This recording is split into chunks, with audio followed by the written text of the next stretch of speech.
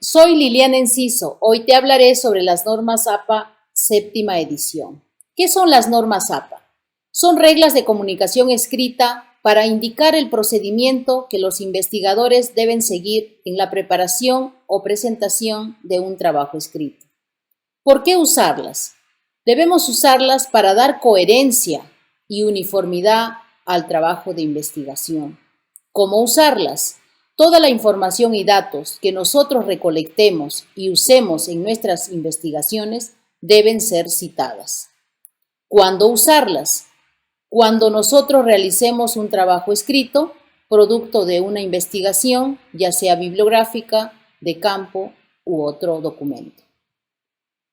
Hoy vamos a hablar de cómo estas normas en su séptima edición nos establecen el uso de las figuras, las tablas y las referencias bibliográficas más básicas.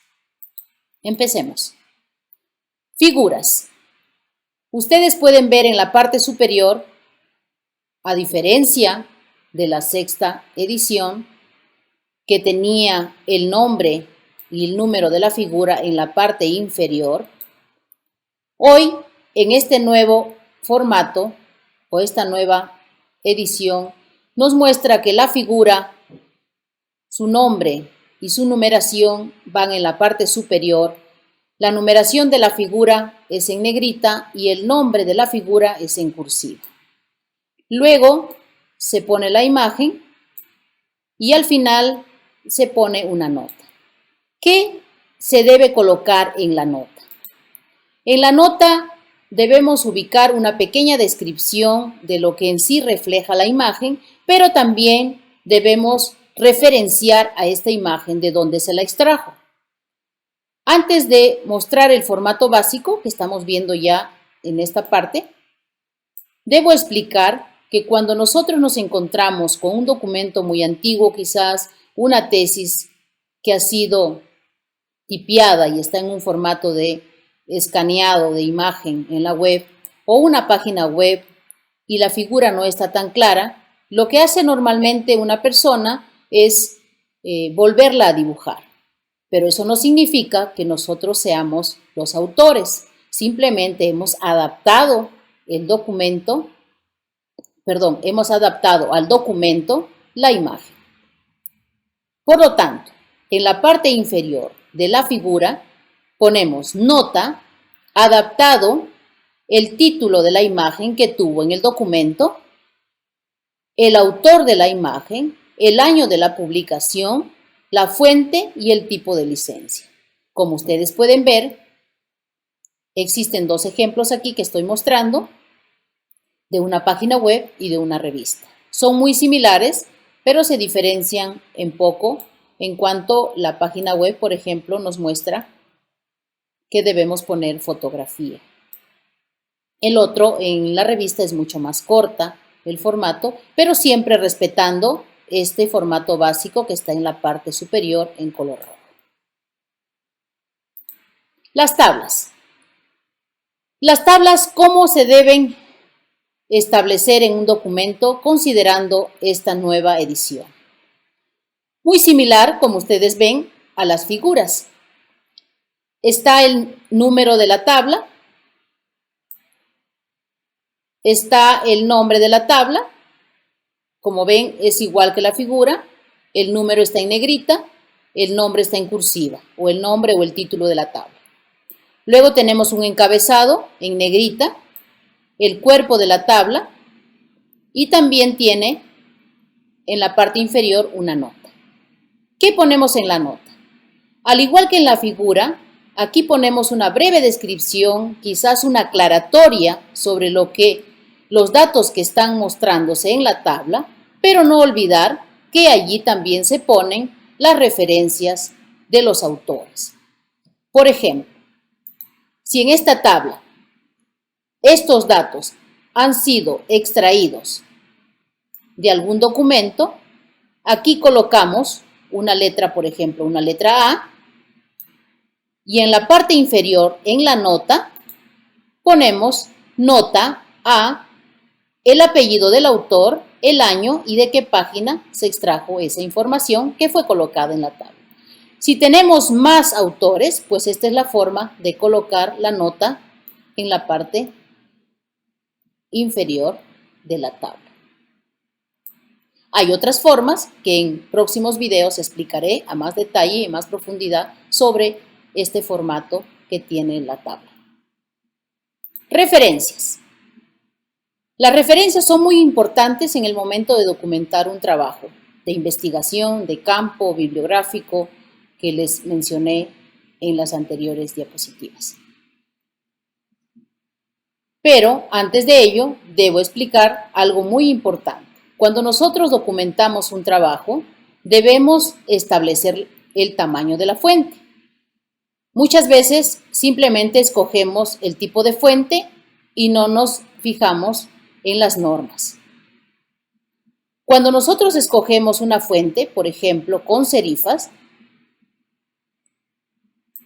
o cuando escogemos una fuente sin serifas, que son lineales, rectas, no tienen ningún borde, debemos considerar el tamaño y este tipo de fuentes. Por ejemplo, con serifas tenemos el Times New Roman, Georgia y también el formato de en látex, que son para documentos científicos que muchas revistas exigen que se trabaje en ese tipo de formatos.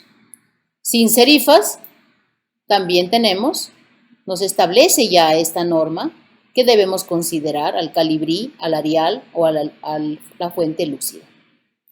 No olvidar, por favor, el número que está considerándose de la fuente, en este caso, para los documentos. Ejemplos.